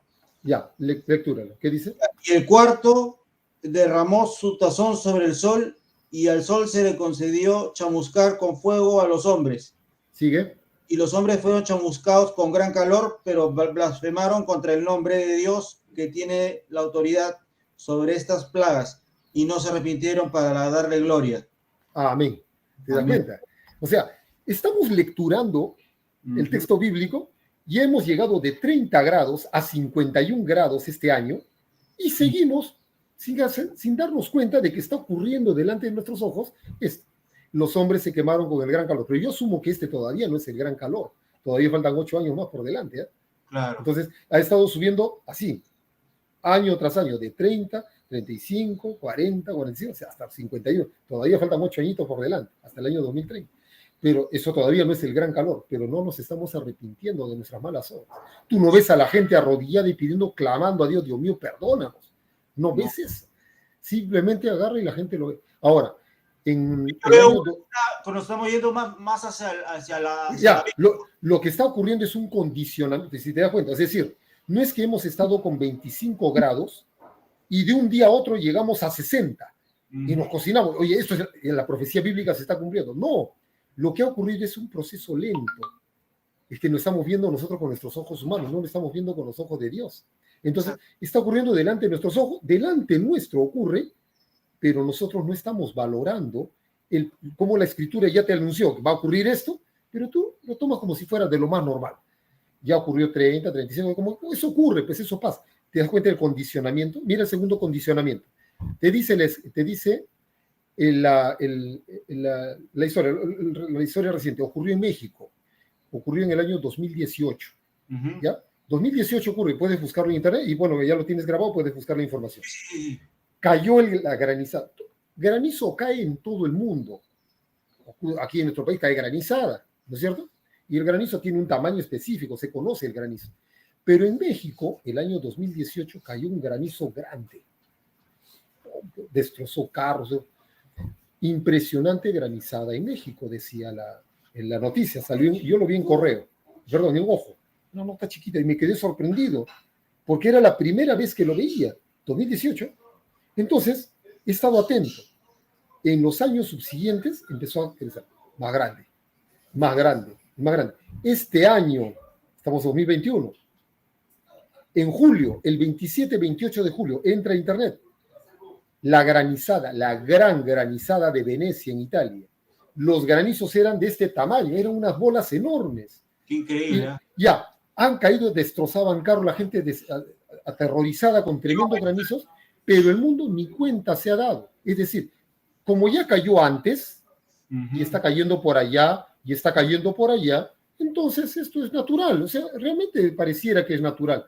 Si hubiera salido de un momento a otro, hoy día está cayendo pequeñito, como siempre cayó el granizo, y de un momento a otro te cae un granizo del tamaño de un talento, es decir, una bola así de este tamaño, eso sí sería, oye, se está cumpliendo la palabra que está en la Biblia, pero no. Hay un condicionamiento mental y nos estamos acostumbrando a ver granizos cada vez más grandes. Lectura. Búscalo en el libro de Apocalipsis, capítulo 16. Capítulo 16. Sí. Primer versículo, ¿no? No, 16-21.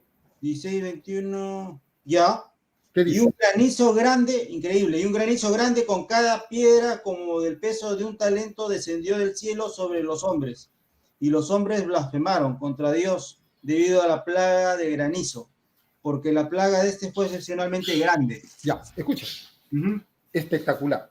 Es decir, está ocurriendo una suerte de condicionamiento mental para toda la humanidad. Lo estamos viendo como algo absolutamente natural. ¿Te das cuenta? Mira tú, la profecía que está en Lucas. Busca en Lucas. Ya, Lucas 21. Ya. Lucas 21. Entonces, versículo 10. A ver un ratito. Ya, versículo 10, ya. 21, 10 y 11, léelo. ¿Qué dice? Entonces pasó a decirles, se levantará nación contra nación y reino contra reino, y habrá grandes terremotos y en un lugar tras otro pestes y escaseces de alimentos, y habrá escenas espantosas y del cielo grandes señales. Amén. Entonces, te habla de la famosa pestilencia, ¿no es cierto? Esta epidemia, por ejemplo, coronavirus, ya debió haber sido para nosotros una llamada increíble de atención a 7, 8 años del final, del año 2030. Claro. Esto debió, toda la humanidad, ya no fue focalizado, ya no te está cayendo granizo en Italia o granizo en México, se ha producido a nivel mundial. Esto ya debió haber hecho que toda la humanidad hinque rodillas y diga, Dios mío, algo realmente lo estamos viendo ya ante nuestros ojos. Pero no. ¿Qué fue lo que pasó? Mira el condicionamiento. Ya. Plagas ha habido a lo largo de toda la historia en estos 2 días. La plaga de la peste negra, ¿no? Las plagas de los comienzos del siglo pasado, ¿no? La misma influenza, etc. Pero se empezó a gestar ya en nosotros a nivel mundial, por el mismo hecho de que estábamos interconectados, en el año 80, cuando surge SIDA, ¿no? El virus de la inmunodeficiencia humana, ¿no es cierto? Entonces, cuando aparece el SIDA, esta primera epidemia, porque terminó siendo una epidemia, empezó a propagarse por todo el mundo, fue una llamada de atención potente. Pero a eso le siguió después cólera, le siguió H1N1, le siguió ébola, le siguió SARS, empezaron a seguir plagas tras plagas tras plagas. Entonces lo empezamos a ver como si fuera normal. El condicionamiento se empezó a dar ya de una manera, era global, pero el condicionamiento se empezó a dar hasta que llegó 2020 y arranca coronavirus. Y coronavirus arrasó con todo el planeta, todo el mundo metido dentro de sus casas, ¿no? Por el coronavirus, y no nos hemos dado cuenta de que realmente la escritura se ha terminado, ha generado en nosotros un condicionante, ¿no? Primero, que ha entrado en todo el mundo y no nos hemos percatado de su carácter apocalíptico y bíblico, es decir, su carácter profético. ¿Por qué? Porque yo hablaba con mucha gente y le decían, mira cómo se está cumpliendo esto. No, esto pasa todo el tiempo, ahí está el SIDA, el cólera, ya esto ya ha pasado, ya esto, y también como esas enfermedades también va a pasar. O sea, ¿te das cuenta? La mentalidad es que no se percatan de las cosas que ocurren delante de ellos. Mira lo que dice en Apocalipsis, capítulo 9. A ver, capítulo 9. Leo, ¿no? 9, 20 y 21. Ya. Pero los demás de los hombres que no fueron muertos por estas plagas no se arrepintieron de las obras de sus manos, de manera que no adoraron a los demonios, ni a los ídolos de oro y de plata y de cobre y de piedra y de madera, los cuales no pueden ver, ni oír, ni andar. Y no se arrepintieron de sus asesinatos, ni de sus prácticas espiritistas, ni de su fornicación, ni de sus robos. O sea, sobrevivimos a toda esta plaga. Sí. Fue una llamada de atención. El coronavirus no es la plaga apocalíptica, es nuestra llamada de atención. Sobrevivimos, pues, estamos vivos. A mí me ha dado el COVID, estoy aquí, me pasó, 3 días me duró, pero a otros se han muerto. Pues. Lo hemos visto y sin embargo, bueno, estamos sí se ha creado el condicionante. Ahora mira el condicionante. ¿Eh? Mira cómo la escritura se va cumpliendo así, cabalmente, y todo como que se nos va acercando a la fecha clave, el 2030. Mira, el condicionante que se ha generado es el siguiente. Tú, el día de hoy, cuando vas al mercado o entras a un supermercado o a un banco, está pues una persona ahí con su marcador en la mano, ¿no es cierto? Y te dice, ponga pues su mano y te marca. Antes te estaba poniendo también en la frente, ¿no es cierto? Y te decía pues para que entres. Entonces, eso no había hasta hace un par de años. ¿no es cierto? Porque no existía, no existía el coronavirus. Pero hoy día nos hemos mentalizado de una manera increíble, de tal manera de que para nosotros es lo más normal del mundo. Llegar a un supermercado, o a un banco, a una entidad, ¿no es cierto? Y en la entrada hay alguien que está, pues, el de seguridad, y ponga su mano, tú pones tu mano y te marca, ¿no? Y te mira si no tiene la temperatura. O te pone en la frente también y ya está. Te echas un poquito de gel y entras, ¿no es cierto? Pero ¿qué pasa si tú no pones la mano? No te dejan entrar. Tienes que poner la mano para que puedas entrar. Así ya en estos momentos nadie pues esté pendiente del tema de la temperatura, si está con fiebre o no está con fiebre, estés o no estés igualito, te hace, o sea, te has mentalizado. ¿Te das cuenta? Es exactamente igual como ocurrió con el coronavirus, perdón, con el granizo, exactamente igual que con el calentamiento global y el calor del sol, exactamente igual, nos hemos mentalizado con una facilidad enorme. Vamos a un lugar y estiramos la mano y pum, nos ponen el aparato ese en la mano o en la frente. Entonces, ¿qué es lo que nos dice el Apocalipsis? El Apocalipsis ahí nomás a la vuelta, en capítulo 13. 13:16. 13:16, a ver. Hasta el 18. Y pone bajo obligación a todas las personas, los pequeños y los grandes, y los ricos y los pobres, y los libres y los esclavos, para que a estas se dé una marca en su mano derecha o sobre su frente, y para que nadie pueda comprar o vender, salvo la persona que tenga la marca, el nombre de la bestia salvaje o el número de su nombre. Aquí es donde entra la sabiduría. El que tenga inteligencia calcula el número de la bestia salvaje, porque es número de hombre y su número es 666. Ya, ahora la escritura te señala esto claramente, mira. Avanza un poquito al capítulo 14. Y vi... Espérate, te voy a decir 14:9. Ya, ajá. 9:10. Y otro, un tercero le siguió y decía con voz fuerte: si alguno adora a la bestia salvaje y a su imagen y recibe una marca en su frente o sobre su mano, también beberá el vino de la cólera de Dios, que se ha vertido sin diluir en la copa de su ira, y será atormentado con fuego y azufre, y a vista de los santos ángeles y a la vista del Cordero. Y el humo del tormento de ellos asciende para siempre, jamás, y día y noche no tienen descanso, y los que adoran a la bestia salvaje y a su imagen y a cualquiera que recibe la marca de su nombre. Amén. Amén. Ya. El marcador de temperatura no es la marca de la bestia, te digo, es el condicionante. Cuando más adelante algún gobernante o el mundo decida, pónganse todos una marca en la mano, con una facilidad enorme, vas a ir y te la vas a poner. Claro, pues, porque tú no te imaginas a ti mismo poniéndote marcas en la mano, ¿verdad? Pero ahorita en este momento ya lo tienes que hacer. ¿Te das cuenta del condicionante? Ya. En el año pasado, en el mes de marzo, abril, la epidemia arranca en enero. En marzo estaba ya en Europa, arrasaba Europa, y acá llegó ya a fines de marzo, abril estaba entrando acá al Perú, ¿no es cierto?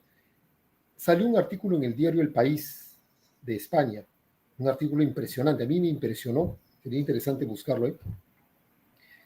Y lo publicó aquí, lo replicó el diario El Comercio. ¿Sabe lo que decía este texto del diario El País? Decía, se quejaba de la extraordinaria inoperancia del Sistema Mundial de Prevención.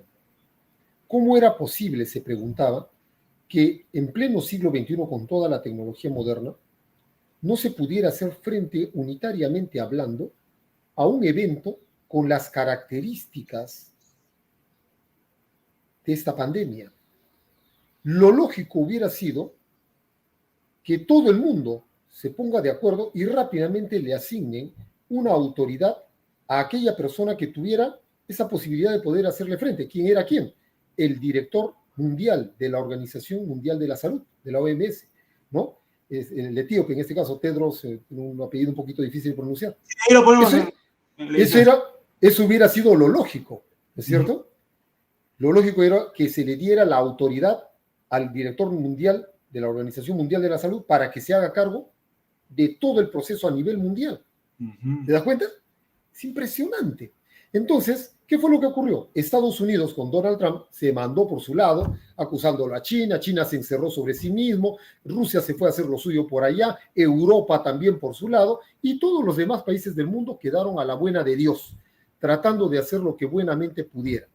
Por eso venía el artículo del diario El País. Entonces, señalaba el artículo, ante un caso de emergencia mundial, si un caso ocurriera nuevamente, es necesario que la humanidad tome cartas en el asunto y asuma unitariamente una sola posición de dirección para hacer frente a esta crisis mundial. ¿Te das cuenta? Entonces, ¿qué se generó? Coronavirus lo que ocasionó fue un condicionante mundial, mental, a toda la humanidad. Efectivamente, pues es de locos que ante una pandemia mundial, un problema de carácter mundial, no se le hubiera dado la debida autoridad a la OMS, que es la organización que representa a la Organización de Naciones Unidas, para que haga frente. Y todos los países del mundo debieron haberse apoderado al toque nomás. ¿Qué medidas hay que tomar? Tales, hay que hacer vacunas, todo debió haber sido hecho en forma coordinada. No ocurrió esto, cada uno se mandó por su lado. ¿Estamos? Muy bien. Sí. Entonces, mire el condicionamiento que nos ha dado este artículo del país, y que no es el artículo del país, sino ya es un clamor mundial. La próxima vez que ocurra una crisis mundial, todas las naciones del mundo tienen que otorgarle autoridad a alguien para que ese alguien pueda hacer frente a la crisis, pues, a representación de todo el planeta. ¿Estamos? Sí. Muy bien. Entonces, vamos entonces a la escritura. ¿Qué te dice? Vamos al capítulo.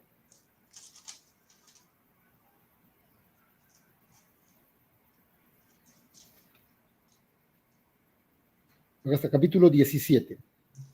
De Revelaciones, ¿no? De Apocalipsis, ¿no? De Apocalipsis. Ajá. De Revelaciones. Dice el capítulo 17, 12. 17, 12 para adelante. ¿Qué dice? Y los 10 cuernos que viste significan 10 reyes y que todavía no han recibido un reino, pero sí reciben autoridad como reyes por una hora con la bestia salvaje.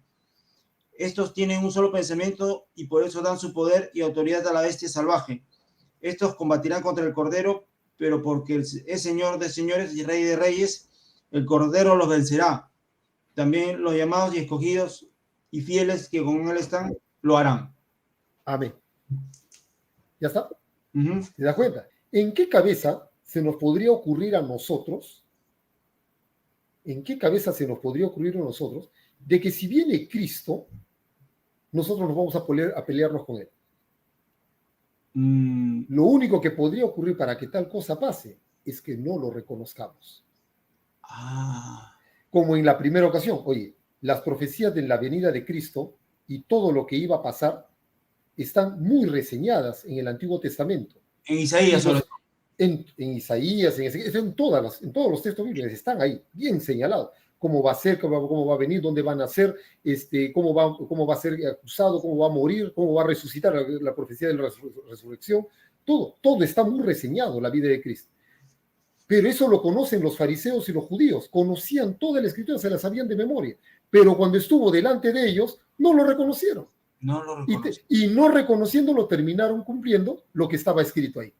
Y lo terminaron crucificando, muriendo y resucitando y subiendo a los cielos. ¿Estamos? Igual va a ocurrir acá. En la segunda venida de Cristo, la humanidad no lo va a reconocer. Van a pensar que es que sé yo, pues no, un extraterrestre, un ovni, un marciano, una invasión zombie, ¿qué será? No lo van a reconocer. Y al no reconocerlo, van a pelear contra él, pensando que es un enemigo de la humanidad. Wow. ¿Te das cuenta? Eso es lo que nosotros no lo reconocieron la primera vez y nada garantiza que lo reconozcan la segunda vez. ¿Quiénes lo van a reconocer? Aquellos que, como nosotros, podemos hacer una lectura muy profunda de la escritura y estamos viéndolo, y lo estamos viendo ante nuestros ojos. Entonces, yo te aseguro, casi podría asegurar, que el evento detonante, aquello que va a detonar la aparición, el advenimiento del anticristo, es precisamente el arrebatamiento. Tú imagínate esto, desde la década de los 40, en todo el mundo hay como una suerte de pruebas. Gente que está yendo por las carreteras y de pronto ven una luz y ¡zum! Desapareció. Familias enteras que desaparecen, gente del campo que estuvo por ahí, que llevada, le llaman abducciones. Se las llevan y luego de pronto aparecen y no recuerdan nada. O ven una luz brillante y vieron un ser luminoso y ¡bum!, desapareció. Y luego están con la mente en blanco. ¿No es cierto? Hay que hacer hipnosis, alguna cosa para que traten de recordar algo, ¿no? Entonces, esto se ve en todo el mundo. En Brasil, en Estados Unidos, en los bosques franceses, en España, en todas partes del mundo se ve esa situación. Muy bien, entonces no hay todavía una respuesta lógica a eso. Pero imagínate tú, que un día de pronto, estamos nosotros caminando, estamos viendo, y de pronto tu esposa desaparece, o tu vecino, tu gente en todo el mundo, no miles, millones de personas de un tirón, desaparecen. ¿Qué crees tú? Eso ya no se puede. Una cosa es que tú lo veas en un reportaje OVNI, pues desapareció un campesino en medio de la selva amazónica, pero otra cosa es que se te desaparezcan de un tirón, pues 400, 500, un millón ¿no? O 1.000 millones de personas en todo el planeta. De un tirón que se te desaparezca y encima en los cielos veas unas nubes medias extrañas. Sí. Lectura en Lucas.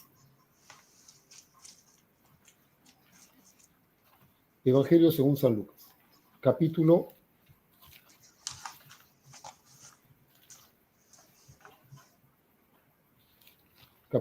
17. Y esta noticia... Sí, 17:30 para adelante. De 17... 30 para adelante. Capítulo 17, ¿no? 17:30. Ya, ahora. Capítulo 17:30 del Evangelio de Lucas. De la misma manera será en aquel día en que el Hijo del Hombre ha de ser revelado. En aquel día el que esté en la azotea, pero cuyas cosas movibles estén dentro de la casa, no baje a recogerlas. E igualmente al que esté en el campo, no vuelva a las cosas atrás. Acuérdese de la esposa de Lot. Cualquiera que procure mantener segura su alma para sí mismo la perderá, pero cualquiera que la pierda la conservará viva. Les digo, en aquella noche estarán 2 hombres en una cama, como uno será llevado, pero el otro será abandonado. Habrá 2 mujeres moliendo en el mismo molino, una será llevada, pero la otra será abandonada. Así que en respuesta le dijeron, ¿a dónde, Señor? Él les dijo, donde esté el cuerpo, ahí también se reunirán las águilas. Esto se le llama el arrebatamiento. Es decir, 2 personas van a estar juntas, ¿no es cierto? De un momento a otro están conversando, tal vez charlando, y ¡bum!, de pronto va a ser una lleva. Esto se llama el arrebatamiento, es el jalón, se la lleva. También está muy explicado, está en Tesalonicenses.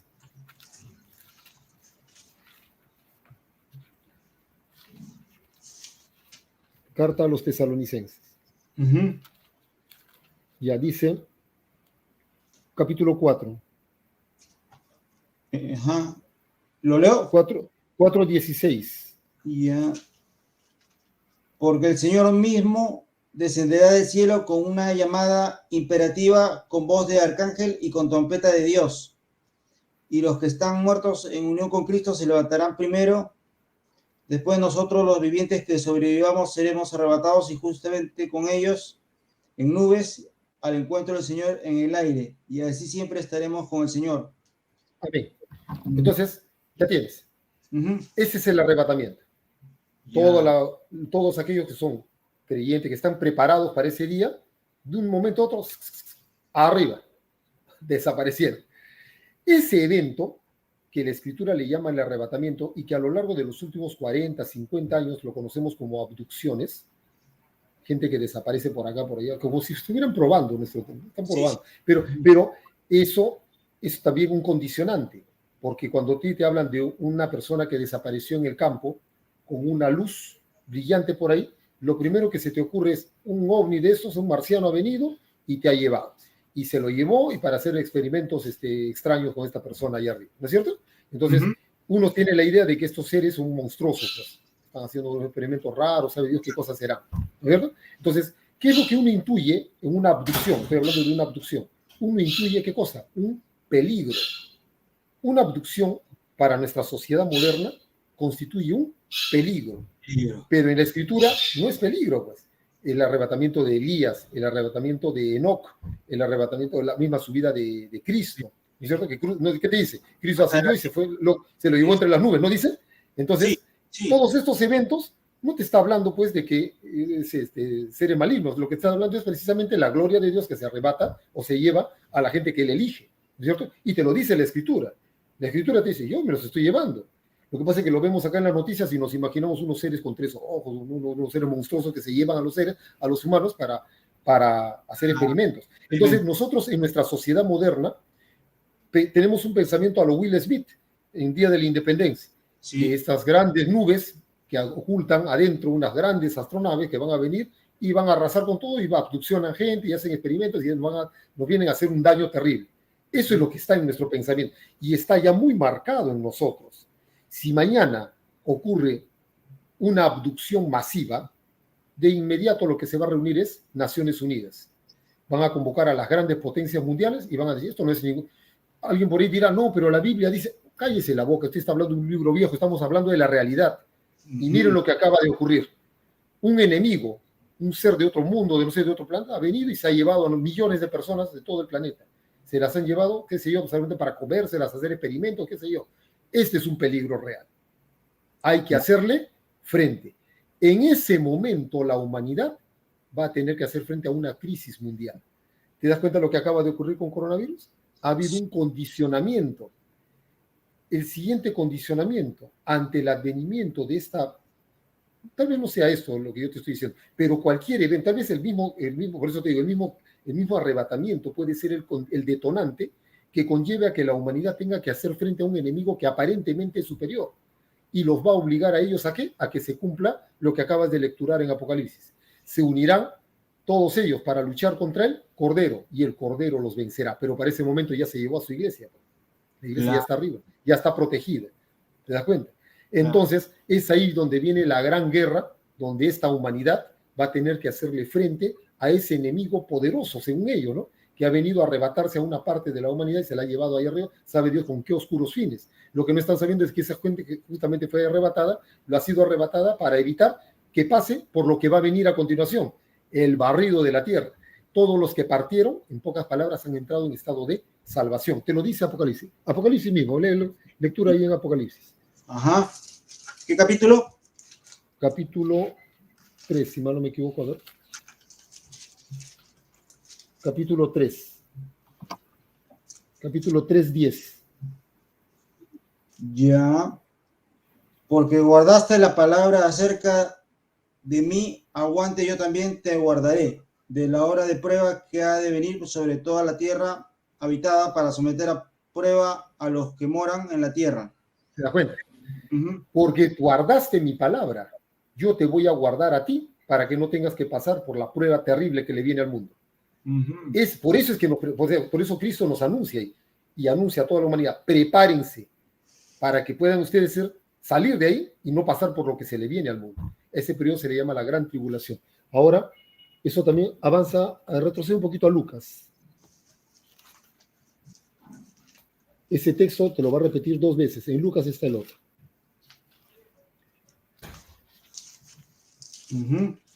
Lucas capítulo 21. Ya. 21, 34 al 36. Ya. Mas presten atención a sí mismos para que sus corazones nunca lleguen a estar cargados debido a comer con exceso y beber con exceso y por las inquietudes de la vida y de repente aquel día sobre ustedes instantáneamente, como un lazo, porque vendrá sobre todos los que moran sobre la haz de toda la tierra. Manténgase despiertos, pues en todo tiempo haciendo ruego para que logren escapar de todas estas cosas que están destinadas a suceder y estar en pie delante del Hijo del Hombre. Amén. Ya está. Mantente velando para que seas digno de escapar de las cosas que van a venirse acá. Entonces, eso se le llama el arrebatamiento, ese escape, es el gran escape de la humanidad. Se llevó a su iglesia, pero la humanidad no lo sabe. Los grandes gobiernos del mundo, con sus grandes armas y sus bombas atómicas, sus bombas nucleares, sus grandes aviones, no saben que ha venido Cristo. Lo que va a ocurrir a continuación es la guerra. 19:19, léelo. hasta el 20, 19 y 20. Y vi a la bestia salvaje y a los reyes de la tierra y a sus ejércitos reunidos para hacer la guerra contra el que iba sentado en el caballo y contra su ejército. Y la bestia salvaje fue prendida y junto con ella el falso profeta que ejecutó delante de ella las señales con las cuales extravió a los que recibieron la marca de la bestia salvaje y a los que rinden adoración a su imagen. Estando todavía vivos, ambos fueron arrojados al lago de fuego que arde con azufre. Amén. Amén. Ajá. Esa es la guerra, esa es la gran guerra. Pero te das cuenta del texto que dice, la bestia y los reyes de la tierra. ¿Te imaginas a los reyes de la tierra luchando contra Cristo? Pero ahí está, pues. Es decir, en pocas palabras, no lo van a reconocer. ¿No? Esa falta de reconocimiento de quién está al frente es lo que los va a llevar a ellos a enfrentarse a aquel que los va a terminar arrasando, ¿no? Con fuego y azufre, como dice la Escritura. Muy bien. Pero 144.000 son simbólicos, se puede decir, puede ser un número simbólico, el 144.000, ¿no? Puede ser de 144.000 escogidos, puede ser un número simbólico, ¿no? No, por el texto bíblico es claro, son 144.000 del pueblo de Israel. Lo dice la Escritura. Entonces son del pueblo de Israel, déjalos a ellos tranquilos. Dios tiene, en la Escritura te lo dice, Él tiene un trato especial con el pueblo de Israel. No es, el trato con ellos es distinto que con nosotros. Con ellos tiene un pacto. Con ellos se las arregla. Por eso es que nosotros de ninguna manera jamás se nos ocurra ni maldecir, ni mirar con mala cara a un miembro de la comunidad judía o un israelita, nada. Más bien a ellos hay que bendecirlos, porque la Escritura dice, bendeciré a los que te bendigan y maldeciré a los que te maldigan. Ahí ya lo tienes a Hugo Chávez, pues, maldiciendo en Naciones Unidas a Israel, ¿no? Terrible, ¿no? Un poco ahí, Hugo Chávez maldice a Israel, lo maldijo y mira todo lo que se le vino a Venezuela y no tienen cuándo salir. Incluso él mismo también fue víctima de cáncer también. Él mismo murió de cáncer y su pueblo mira cómo está. O sea, lo que él le lanzó a Israel le vino a su propio país. De repente te podemos invitar nuevamente para ilustrar, a ver, esperemos que todo esto sea bien acogido por la audiencia, ¿no?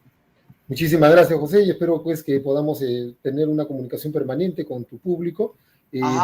Estoy a través del Facebook, tengo la página de Facebook, Gustavo Durán Barrera, pues, donde podemos coordinar y comentar alguno de estos temas. Muchísimas gracias por la invitación, gracias por todo. Ya, muy bien, muchas gracias.